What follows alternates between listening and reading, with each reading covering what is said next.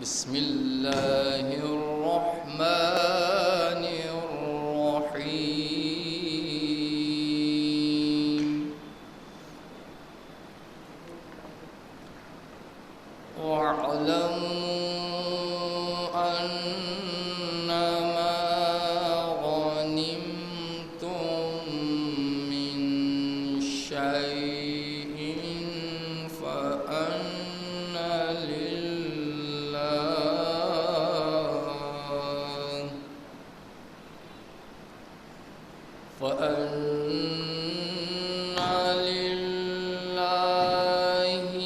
خمسه وللرسول ولذي القربى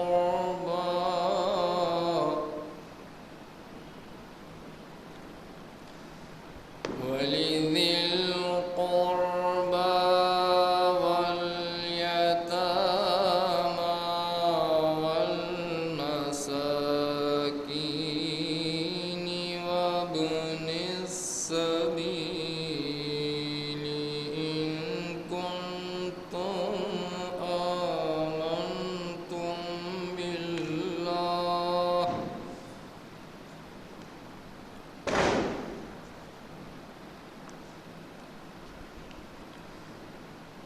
إن كنتم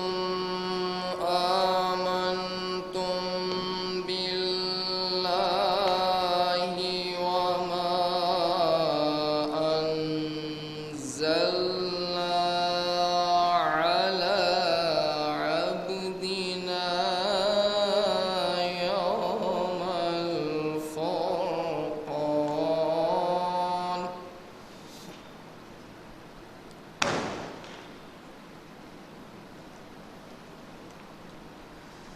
على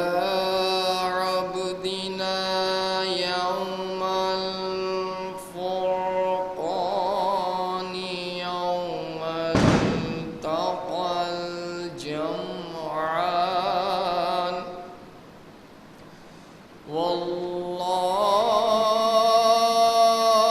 والله على كل شيء قدير إذ أنتم بالعدوة الدنيا وهم بالعدوة القصوى والركب أسفل منكم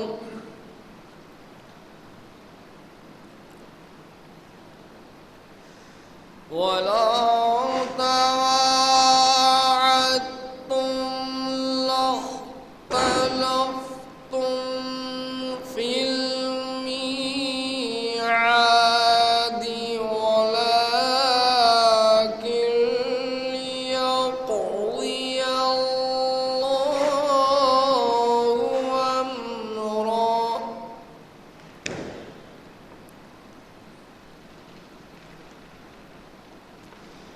ليقضي الله أمرا كان مفعولا ليهلك من هلك عن بينة ويحيى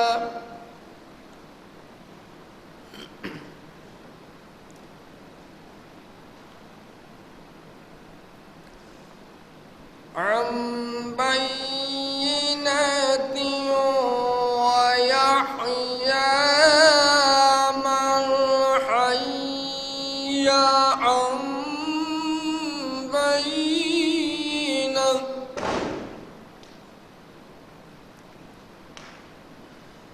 وإن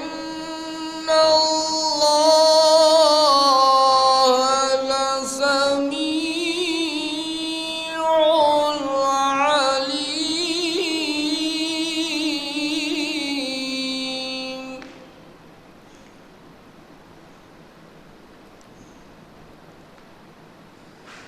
إذ يريكهم الله في منامك قليلا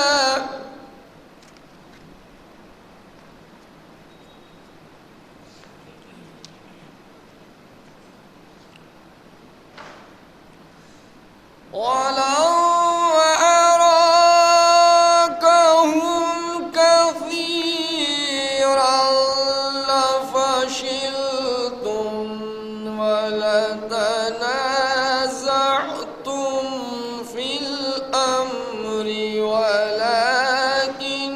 الله سلم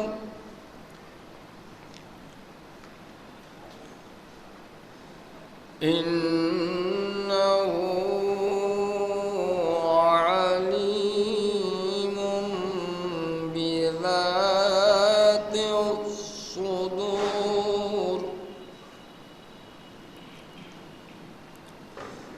وإذ يريكموهم إذ التقيتم في أعينكم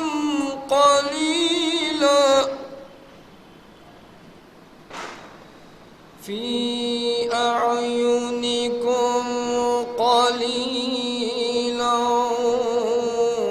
ويقللكم في أعينهم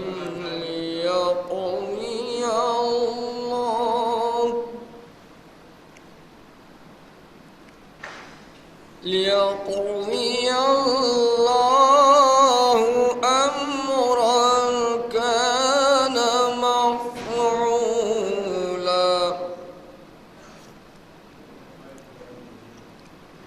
وإلى الله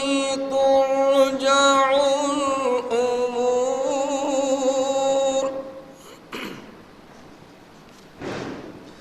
يا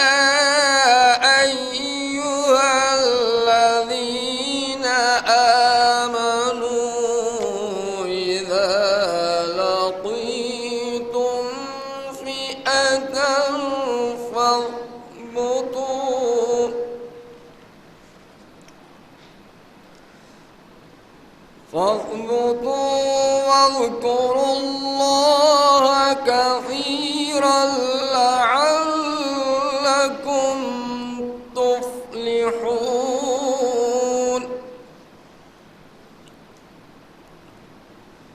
وأطيعوا الله ورسوله ولا تنازعوا فتفشلوا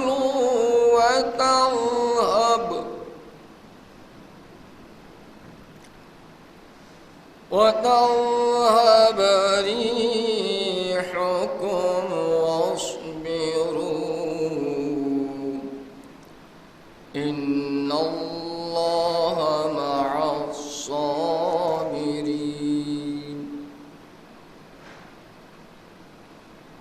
صدق الله العلي العظيم اللهم صل على محمد وآل محمد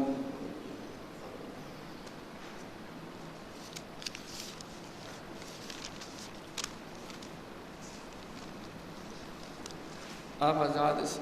کلام پاک کی ان آیات کی تلاوت کا سننے کا شرف آپ حضرات نے حاصل کیا، اس کا ترجمہ بھی پیش خدمت ہے تاکہ تلاوت کا پورا اثر پڑھنے والے پر، سننے والے پر اور منعقد کرنے والے پر ہو اور ہم سب قرآن کی راہ پہ چلیں۔ بسم اللہ الرحمن الرحیم۔ اور جان لو کہ جو کچھ تم مال لڑ کر لوٹو ان میں 5واں حصہ مخصوص خدا اور رسول کے قرابت داروں اور یتیموں اور مسکینوں اور پردیسیوں کا ہے، اگر تم خدا پر اور اس غیبی امداد پر ایمان لا چکے ہو جو ہم نے اپنے خاص بندے محمد پر فیصلے کے دن جنگ بدر میں نازل کی تھی، جس دن مسلمان اور کافروں کی دو جماعتیں باہم گھس گئی تھیں، اور خدا تو ہر چیز پر قادر ہے۔ یہ وہ وقت تھا جب تم میدان جنگ میں مدینے کے قریب کے ناکے پر تھے اور وہ کفار دور کے ناکے پر، اور قافلہ کے سوار تم سے نشیب میں تھے، اور اگر تم ایک دوسرے سے وقت کی تقرری کا وعدہ کر لیتے تو اور وقت پر گڑبڑ کر دیتے، مگر خدا نے تو تم لوگوں کو اچانک اکٹھا کر دیا تاکہ جو بات سننی تھی وہ پوری کر دکھائے، تاکہ جو شخص ہلاک گمراہ ہو یعنی حق کی حجت تمام ہونے کے بعد ہلاک ہو، اور جو زندہ رہے